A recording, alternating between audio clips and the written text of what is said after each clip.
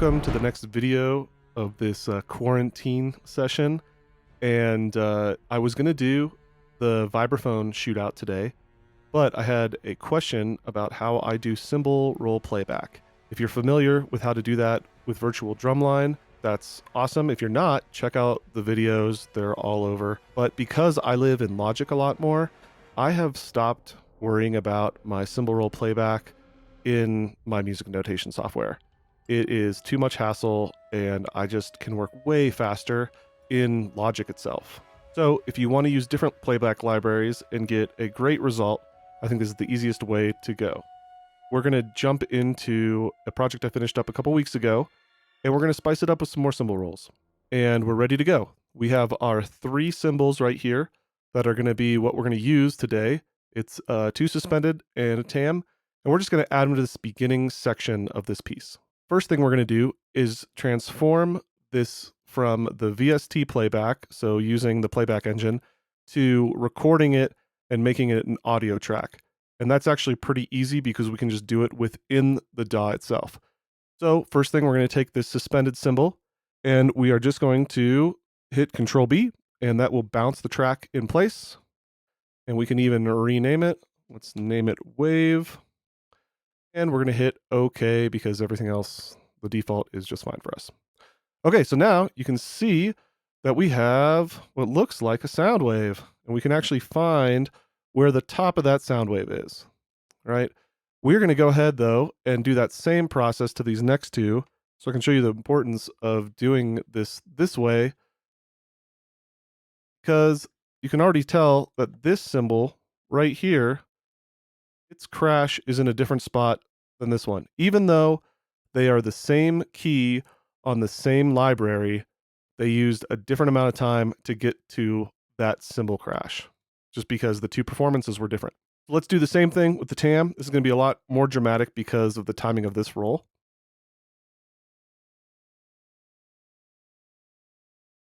Okay, so you can see that these are the 3 points where this cymbal is crashing. All right, we're going to go ahead and get rid of our play engine here. Okay, so the first part of this process is finding the peak transient, which is the top of the sound wave, that part where we want the cymbal crash, which is about right here for this 18-inch. And we can zoom in right here. You can kind of see that there's like a little peak right here. It looks about where the crash takes place. Now that we've identified that, we can just hit Command T, and that trims the track. And we're going to go ahead and get rid of this part in the beginning for now. Do the same thing down here. Find that top of the crash. Looks like it's right here. And oops, the wrong way. So you can see, I mean, these are off by quite a bit. So if you had just hit play on both those, even within the DAW, even within the same library of sounds, like I said, the performances were different when they recorded them because a cymbal roll is a performance. It's not just a one-shot attack.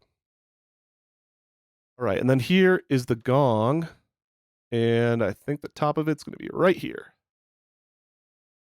Okay, and we're going to trim that, again, Control T, and then we'll delete the front part of the roll for now. Okay, so now let's find out where we're going to put this stuff. Right at the music starts, I would like to have this 18-inch crash. And we can see it's really easy to line this up. Right there, it's right on it now, and I don't have to guess. I know exactly where that crash is going to land. And let's do the next one. My cello solo starts right here at 7, and that's where I'm going to use this dream cymbal. And then over here, where we change into the mountain part, I want a cymbal crash there. Let's listen to this real quick. Right there, where the brass comes in. Another hit there. All right, and last, we're going to use this tam, take us in to this final moment, and we have some awesome French horns coming up.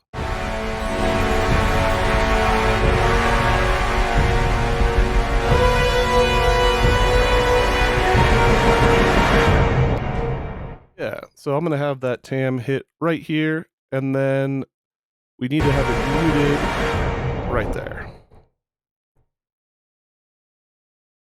The end of this phrase. Okay, so I'll trim that back.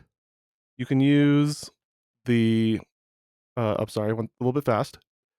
You can go down to the fade tool and make the ending of this. Oops, I'm not on it anymore. There we go. Just fade that out because you can see there's a little bit signal that we're cutting off, so we don't want to clip down there. Okay, so now we're ready to put the roll back in. So all we have to do is select all of these, and the tam was the longest, so we can just hold right here and we'll pull it forward, and it pulls everything all the way out. So now we're ready. That was all it took. So let's listen to that. Here we go.